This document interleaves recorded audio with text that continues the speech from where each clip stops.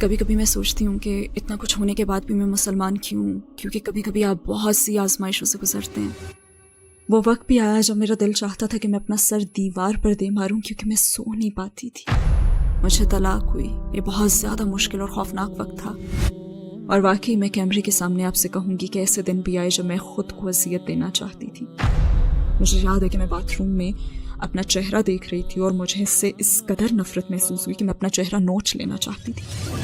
अपनी फैमिली के बगैर मेरी ज़िंदगी का हर पहलू मुश्किल था, क्योंकि मैं उन सब के बहुत करीब थी और मुझे उन सबसे बहुत मोहब्बत थी। ऐसा हमेशा होता है। मैं कब तक ये करती रहूंगी? मैं कब तक अपनी मदद के लिए दूसरों पर भरोसा करूंगी, जबकि अल्लाह खुद कहता है, आओ मेरी तरफ, मेरे पास आओ, मुझे याद करो, मैं तुम्हें याद करूंगा। अस्सलाम वालेकुम सिस्टर हानिया आदम, हमारी दावत कबूल करने का शुक्रिया। आपको अपने साथ देखना हमारे लिए खुशी की बात है। मेरा पहला सवाल ये है कि हानिया आदम कौन हैं? क्या आप अपनी ज़िंदगी के मुतालिक हमें मुख्तसरन बता सकती हैं? वालेकुम अस्सलाम वरहमतुल्लाहि वबरकातुहू। मैं 3 बच्चों की माँ हूँ अल्हम्दुलिल्लाह। मैंने एक सिख खानदान में परवरिश पाई। मेरे वालिदैन इंडियन हैं और मैं यूके में पली बड़ी हूँ। शानदार बचपन गुजरा अल्हम्दुलिल्लाह। बहुत ही मोहब्बत करने वाले वालिदैन मिले। मगर मैं शायद 24 या 25 साल की उम्र में मुसलमान हो गई थी और ये मेरी फैमिली के लिए बहुत बड़ा सदमा था। और अल्हम्दुलिल्लाह ग्रीन लेन मस्जिद में और हर उस ऑर्गेनाइजेशन के साथ काम कर रही हूँ जिसकी मैं खिदमत कर सकती हूँ। अकीदे के लिहाज से आपकी ज़िंदगी कैसी थी? आपका किस पर ईमान था? जब बड़ी हुई तो मेरे वालिदैन ने मुझे सिख अकीदा सिखाया, जो मुझे बहुत अच्छा लगता था। जैसे मुझे गोल्डन टेम्पल अमृतसर जाना भी याद है, बहुत मज़ा आया था। मुझे हेमकुंड साहब को विज़िट करना भी याद है, जो कि हिंदू आश्रम के तौर पर ज़्यादा पहचाना जाता है। वहाँ भी बहुत ज़्यादा मज़ा आया।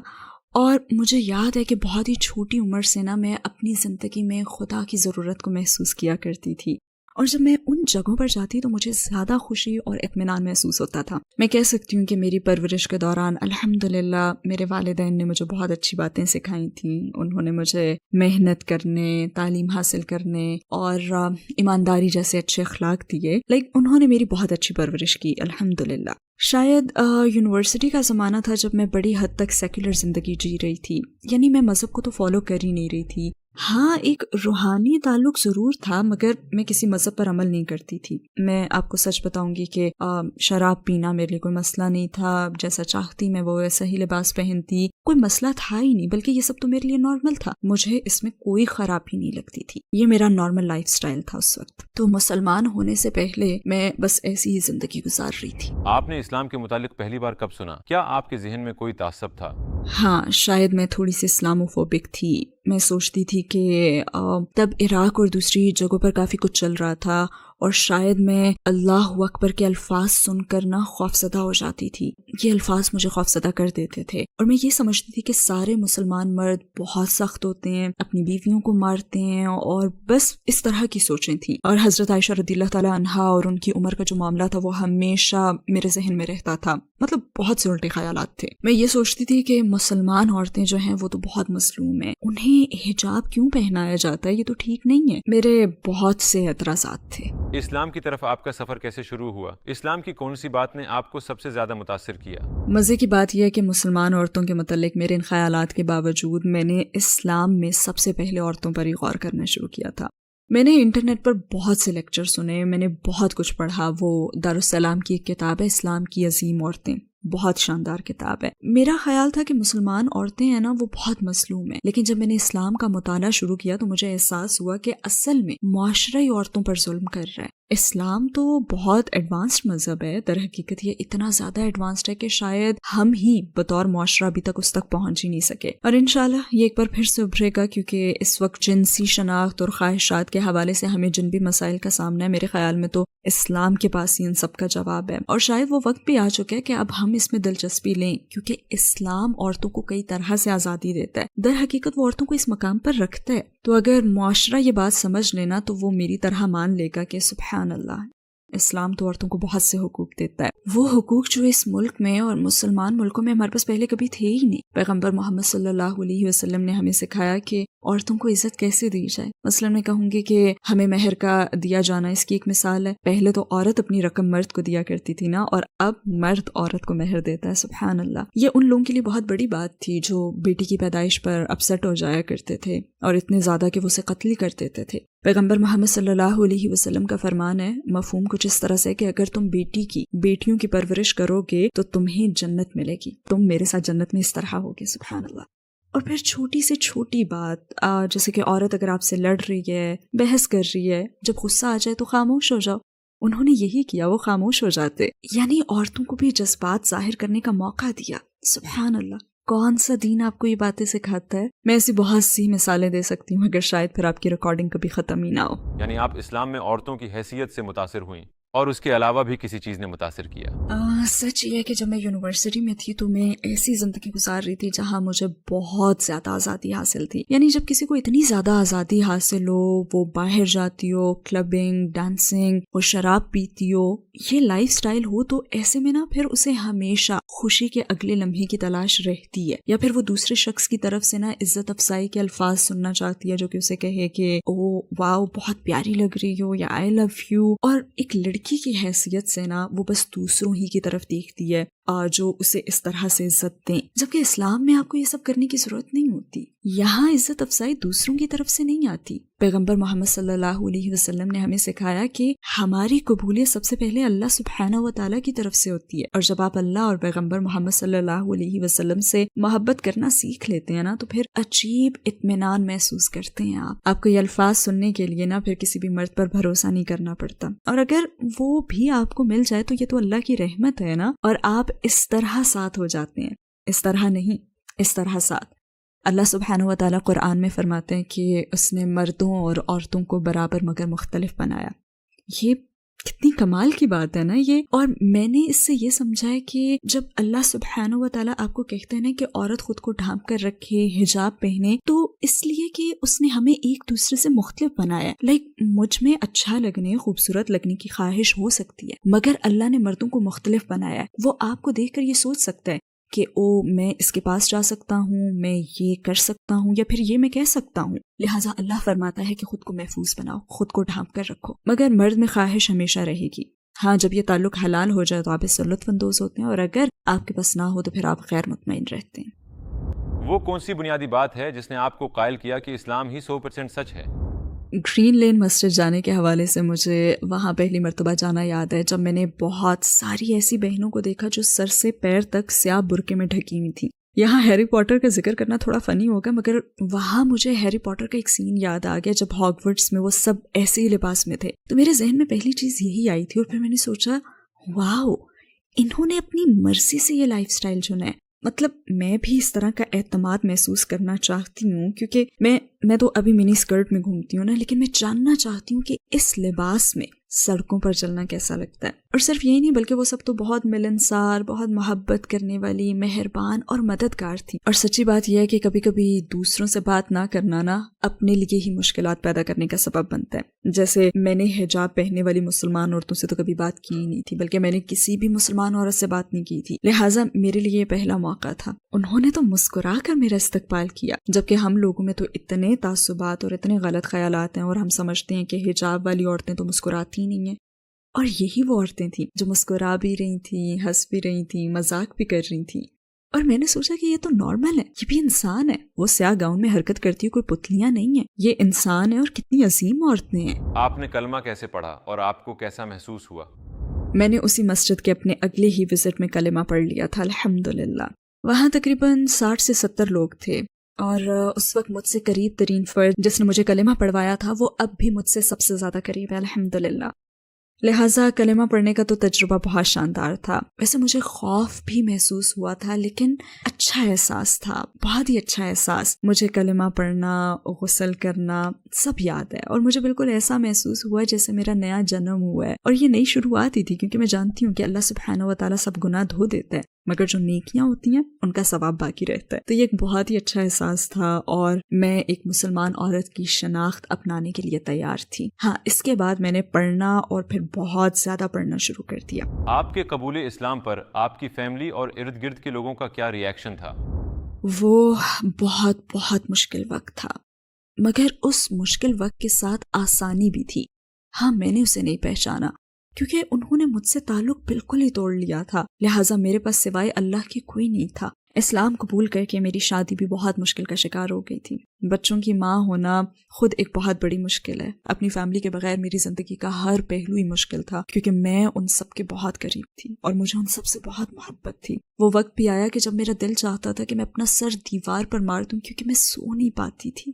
جب آپ اتنی اذیت میں ہوں تو دماغ سکون نہیں پاتا اور دماغ میں بار بار خیالات کی بھرمار رہتی ہے۔ میں جس بھی چیز کی طرف دیکھتی تو سب سے پہلے اپنے ماں باپ اور اپنی فیملی کی طرف میرا دھیان جاتا۔ اگر میں سپر مارکیٹ جاتی تو مجھے ویکنڈز پر اپنے ابو کے ساتھ سپر مارکیٹ جانا اور گروسری کی شاپنگ کرنا یاد آتا۔ اگر میں آسٹا میں کوئی گانا سنتی تو اس گانے پر اپنی بہن کے ساتھ ڈانس کرنا یاد آتا، اور اگر میں ٹی وی پر کوئی پروگرام دیکھتی تو اپنے بھائی کے ساتھ اسے دیکھنا یاد آتا۔ اور جب میری شادی شدہ لائف میں کوئی مشکل آتی تو بھی میں دوڑ کر اپنی فیملی کے پاس جانا چاہتی تھی، لیکن میں جا نہیں سکتی تھی، تو بس بے بسی سے باہر نکل کر میں کار میں بیٹھ جایا کرتی تھی۔ تو وہ بہت زیادہ مشکل وقت تھا۔ اپنی فیملی کے بغیر جینا بہت مشکل ہے، تب بھی بہت مشکل تھا اور اب بھی مشکل ہے، لیکن مسلمان کی حیثیت سے ہم اس پر صبر کرتے ہیں اور ہم صحابہ کے قصوں سے جانتے ہیں کہ ان کے ساتھ بھی یہی ہوا تھا اور انہیں فیملی نے چھوڑ دیا تھا۔ ہم جانتے ہیں کہ پیغمبر محمد صلی اللہ علیہ وسلم نے اپنے چچاؤں کو کہا تھا کہ دیکھیں میں مختلف زندگی گزاروں گا۔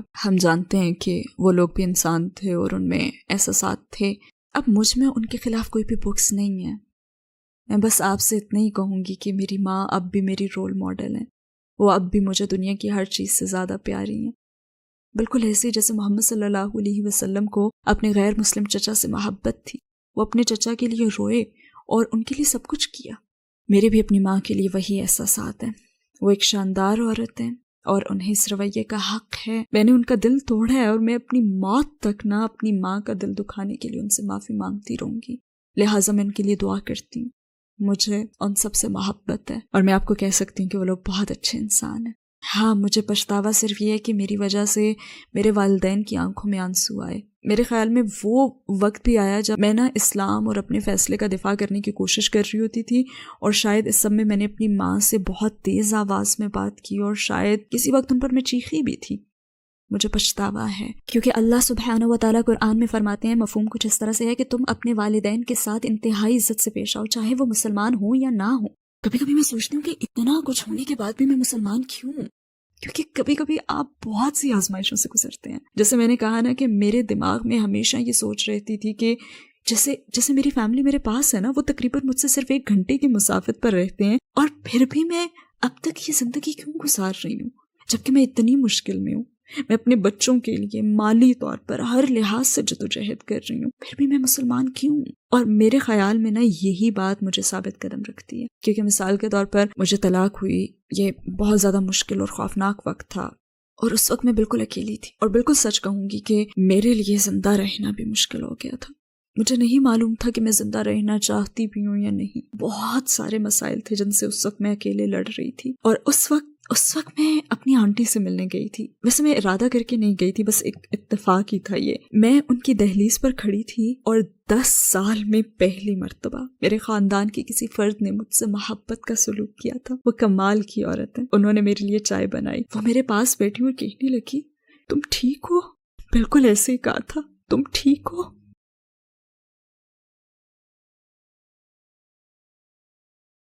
ایسا ہمیشہ ہوتا ہے۔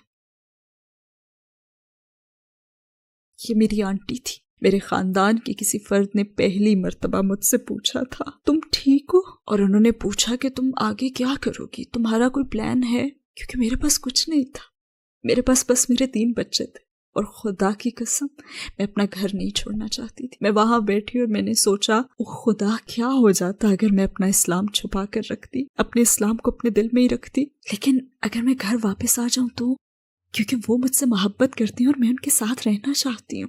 میں ان کا گھر چھوڑ کر نہیں آنا چاہتی تھی، میں ان کے گھر میں رہنا چاہتی تھی۔ میں ہر چیز چھوڑ دینا چاہتی تھی بس اپنا دین نہیں، اور میں نے سوچا میں اسے چھپا سکتی تھی۔ میں اوپر کی منزل پر نماز پڑھ لیتی جب کوئی نہ دیکھ رہا ہوتا مجھے۔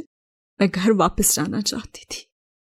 قدر اللہ میری دادی جنہوں نے مجھے ان 10 سالوں میں نہیں دیکھا تھا، بہت زیادہ بوڑھی تھیں، وہ کمرے سے باہر آئیں اور قریب ہی تھا کہ وہ مجھے دیکھ لیتی۔ میری آنٹی نے مجھے کہا کہ فوراً چلی جاؤ، گھر سے باہر نکل جاؤ، کیونکہ اگر انہوں نے تمہیں دیکھ لیا تو وہ بہت بوڑھی ہیں اور ہمیں نہیں پتا کہ آگے کیا ہوگا۔ بس انہوں نے مجھے گھر سے پچھلے دروازے سے بس نکل بھاگنے کو کہا اور مجھے گھر سے نکلنا پڑا۔ کوئی گڈ بائی نہیں، کوئی الوداعی بات نہیں، اور میں جلدی سے گھر سے نکل گئی اور اپنی کار میں بیٹھی، اور میرا پہلا ریاکشن یہ تھا کہ کسی کو فون کروں، کیونکہ اب بس میں گھر پر رکنا چاہتی ہوں، میں اپنی فیملی میں واپس جانا چاہتی ہوں، میرے پاس کچھ نہیں ہے، میرے پاس کوئی نہیں ہے۔ اور پہلا کام جو میں نے کیا وہ یہ تھا کہ میں نے اپنی انتہائی نیک سیرت دوست کو فون کیا، مگر اس نے فون نہیں اٹھایا۔ میں چاہتی تھی کہ وہ مجھے دلاسا دے کہ نہیں پیاری دوست، سب ٹھیک ہے، اٹس اوکے۔ پھر میں نے دوسری دوست کو فون کیا کیونکہ اس کی قرات خوبصورت اور میرا قرآن سننے کا دل چاہ رہا تھا، لیکن اس نے بھی فون نہیں اٹھایا۔ اور پھر میں نے سوچا کہ میں کب تک یہ کرتی رہوں گی، میں کب تک اپنی مدد کے لیے بس دوسروں پر بھروسہ کروں گی، جبکہ اللہ تو خود کہتا ہے آؤ میری طرف، میرے پاس آؤ، تم مجھے یاد کرو، میں تمہیں یاد کروں گا۔ آپ کا تو اپنے اللہ سے رابطہ ڈائریکٹ ہے۔ اور پھر میں کار میں بیٹھ گئی اور میں نے آیت الکرسی پڑھی، میں نے 3 کل پڑھے، اور میں نے اللہ سے التجا کی میرا دین قائم رکھنا۔ میں اس وقت اللہ سبحانہ و تعالیٰ کے سامنے گڑ گڑائی، میرا دین قائم رکھنا، بس میرا دین قائم رکھنا، میں اس کے لیے سب کچھ سہنے کے لیے تیار ہوں، بس مجھے مسلمان کی موت دینا۔ میں نے یہ دعا کی، اور میرے خیال میں یہ ایک اور اہم ترین لمحہ میری زندگی میں آیا تھا جب میں نے جانا کہ ہاں میں مسلمان ہوں، کیونکہ شیطان آپ کے پاس بہت مرتبہ آئے گا اور اسلام کے بارے میں آپ کے دل میں وسوسے پیدا کرے گا۔ کیا میں مسلمان ہوں؟ میں کس کے لیے مسلمان ہوں؟ میں کیوں مسلمان ہوں؟ مجھے اسلام کے متعلق کون سی بات آخر پسند ہے؟ شیطان آپ کے پاس اس وقت آئے گا جب آپ بہت کمزور اور بے بس ہوں گے۔ شیطان آپ کے پاس آتا ہے، لہٰذا دین سیکھنے کے وہ تمام 9-10 سال اس وقت ڈھال بن کر میرے سامنے آ گئے تھے۔ لہٰذا میں بچوں سے بھی بس یہی ایک بات کہتی ہوں کہ کیونکہ وہ بھی نہ سمجھ ہے نا، وہ اسلام کی روحانیت کو محسوس ہی نہیں کر سکتے، وہ بھی بہت چھوٹے ہیں اور ان کی نظر میں زندگی بہت بڑی ہے۔ میں انہیں کہتی ہوں کہ علم سیکھتے رہو، کیونکہ آپ نہیں جانتے کہ جس لمحے آپ مشکل میں گھرتے ہو تو جو کچھ آپ نے سیکھا ہوتا ہے نا، چاہے سیکھنے کا مقصد جانے بغیر ہی سیکھا ہو، وہ آپ کی مدد کے لیے آتا ہے اور مشکل وقت میں آپ اور آپ کی زندگی کو بچاتا ہے۔ تو جب آپ کی امی کہیں نا کہ مدرسے جاؤ، جب آپ کی امی آپ سے کہیں چلو اپنی اسلامک اسٹڈیز کا سبق لینے جاؤ، تو جایا کرو۔ نو مسلموں کو بھی میں یہی کہوں گی کہ علم سیکھتے رہیں۔ آپ بس اس لیے مسلمان نہیں ہیں کہ میں اللہ پر ایمان رکھتا ہوں، نہیں، جائیں اور علم سیکھیں، دین پڑھیں، محنت سے سیکھیں، اور اسے روزانہ پڑھتے رہیں، چاہے تھوڑا ہی سے، کیونکہ جب آپ پر کوئی مشکل آئے گی تو شیطان آپ کے پاس آئے گا اور آپ کا ایمان چھیننے کی کوشش کرے گا۔ اس وقت اچانک نا آپ کی تمام سیکھی ہوئی جو چیزیں ہوتی ہیں نا، وہ آپ کے ذہن میں آ جائیں گی اور آپ کو پھر بچا بھی لیں گی، جیسے مجھے اس دن بچا لیا۔ میں آپ کے سامنے اور مثالیں بھی دے سکتی ہوں، اور واقعی کیمرے کے سامنے میں آپ سے کہوں گی کہ ایسے دن بھی آئے جب میں خود کو اذیت دینا چاہتی تھی۔ مثلا مجھے یاد ہے کہ میں باتھ روم میں اپنا چہرہ دیکھ رہی تھی اور مجھے اس سے اس قدر نفرت محسوس ہوئی کہ میں اپنا چہرہ نوچ لینا چاہتی تھی۔ اور بدترین چیز یہ کہ ایسی کیفیت باتھ روم میں ہوئی تھی جہاں پہ آپ اعوذ باللہ من الشیطان الرجیم بھی نہیں پڑھ سکتے۔ جب آپ بے بس ہونا تو اس وقت کبھی بھی باتھ روم نہ جائیں۔ خیر بہرحال پھر میرے ذہن میں نا ایک آواز گونجی کہ کھڑکی سے باہر دیکھو۔ میں نے کھڑکی سے باہر دیکھا تو آسمان نظر آیا۔ میں بس تیزی سے سیڑھیاں اتری اور اپنے دروازے کھول کر میں گارڈن میں چلی گئی۔ میں نے آسمان کی طرف دیکھا، اوپر آسمانوں میں دیکھا، کیونکہ مجھے قرآن کی آیت یاد ہے، شاید یہ قرآن میں ہے یا شاید حدیث ہے۔ اللہ سبحانہ و تعالیٰ فرماتے ہیں، اس کا مفہوم کچھ یوں ہے کہ ایمان والوں کو چاہیے کہ وہ آسمان کو دیکھیں جو ان کے لیے ایک نشانی ہے۔ اور بس میں اپنے گھٹنوں پر بیٹھ گئی اور اللہ سے التجا کی، یا اللہ مجھے دین پر قائم رکھنا، اسی میں آزادی ہے، اسی میں اطمینان ہے، جس میں ہمیں کسی بھی انسان پر بھروسہ کرنا ہی نہیں پڑتا۔ آپ کو کسی اور انسان کی ضرورت نہیں رہتی، آپ کو اپنی زندگی میں اللہ سبحانہ و تعالیٰ کی ضرورت ہوتی ہے۔ اور بس میں نے یہی کیا، لہٰذا میں نے خود کو اذیت نہیں دی، کیونکہ میرے پاس اللہ ہے۔ تو آپ کی 14 سالہ مسلمان زندگی کے لمحات میں وہ کون سا لمحہ تھا جب آپ کو اپنی فیملی کی سب سے زیادہ ضرورت محسوس ہوئی مگر وہ لوگ آپ کے پاس نہیں تھے؟ جب شادی میں مشکلات پیش آئی تھی تب مجھے اپنے والد کی ضرورت تھی، مجھے یہ تحفظ چاہیے تھا، مجھے ان کے تحفظ کی ضرورت تھی۔ ہر عورت کو کم سے کم ایک بھائی کی ضرورت ہوتی ہے، جیسے مجھے اس وقت اپنے بھائی کی ضرورت تھی۔ تب مجھے ان لوگوں کی سب سے زیادہ کمی محسوس ہوئی تھی، اور اپنی زندگی کے ہر موقع پر ایک محرم کے تحفظ اور سیکیورٹی کی کمی۔ ہم یہ باتیں سنتے ہیں نا کہ اے عورتوں ہمیں مردوں کی ضرورت ہی نہیں ہے، کم آن، آپ کو یقیناً ضرورت ہے.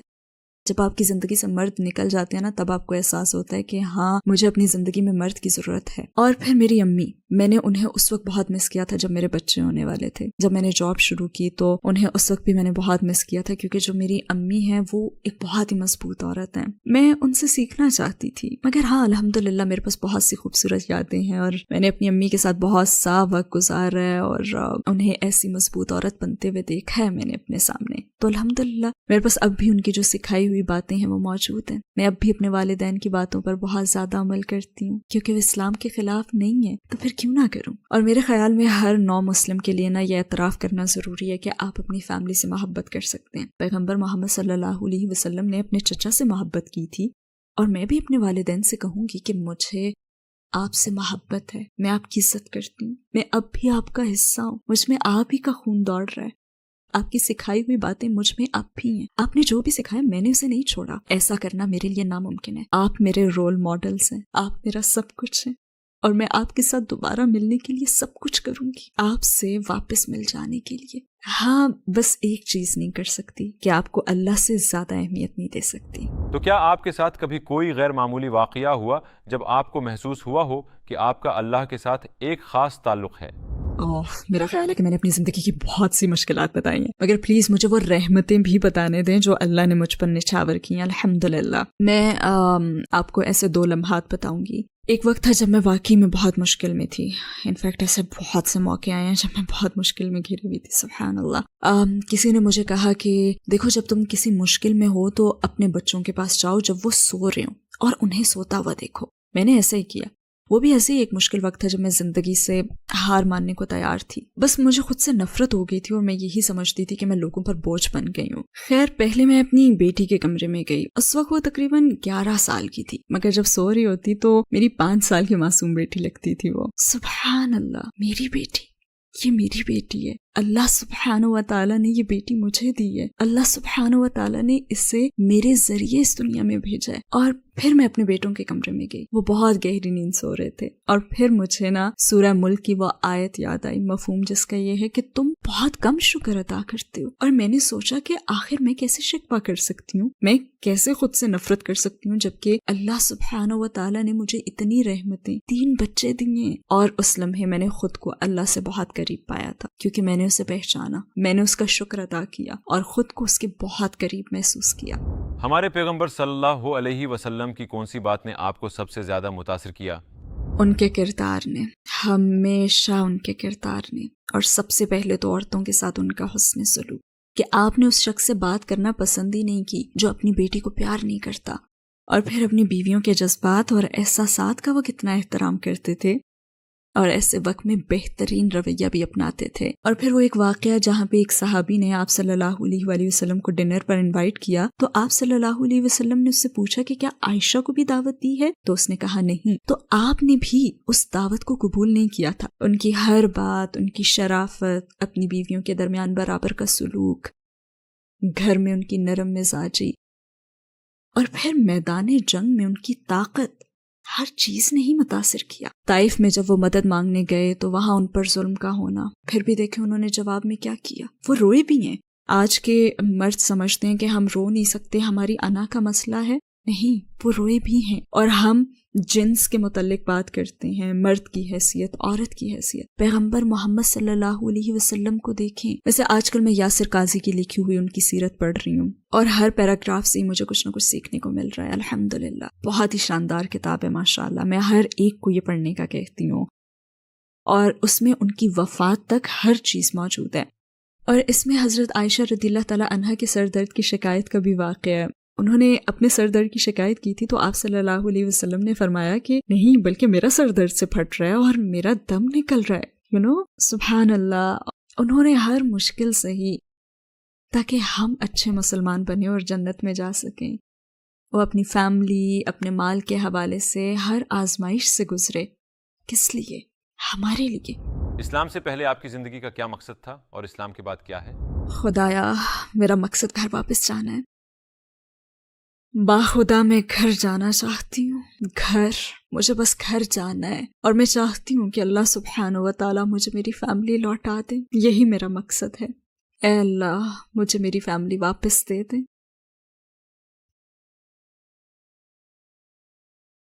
یہ تھوڑی سی زندگی ہے، میں ہر وقت نہ خود کو یہی سمجھاتی ہوں کہ یہ دنیا کی زندگی تو بس ذرا سی زندگی ہے، ہم یہاں ہمیشہ کے لیے نہیں ہیں، میں بس گھر جانا چاہتی ہوں۔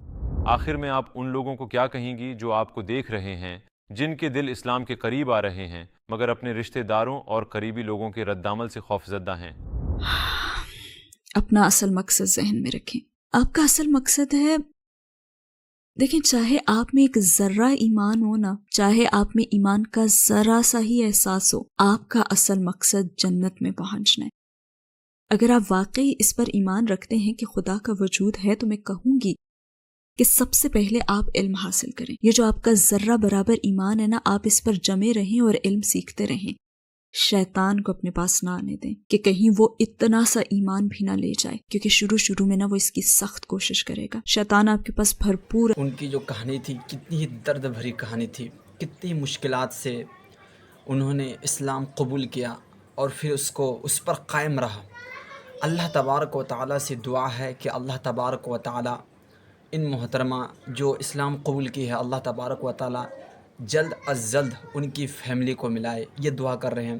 اور یہ بھی دعا کرے کہ اللہ تبارک و تعالیٰ ان کی جو خواہشات ہے، اللہ تبارک و تعالیٰ اپنے رحم کرم کے صدقہ توسل سے اللہ تبارک و تعالیٰ ان کے خواہشات کو پورا کرے، جو کہ یہ اپنے ماں باپ سے ملنے، اپنے فیملی کے ساتھ رہنے کے لیے ان کے دل چاہ رہے ہیں۔ میری دعا ہے کہ اللہ تبارک و تعالیٰ ان کی جو منتیں مرادیں ہیں، جو دل کی خواہش ہے، وہ پورا کرے۔ آمین۔ السلام علیکم۔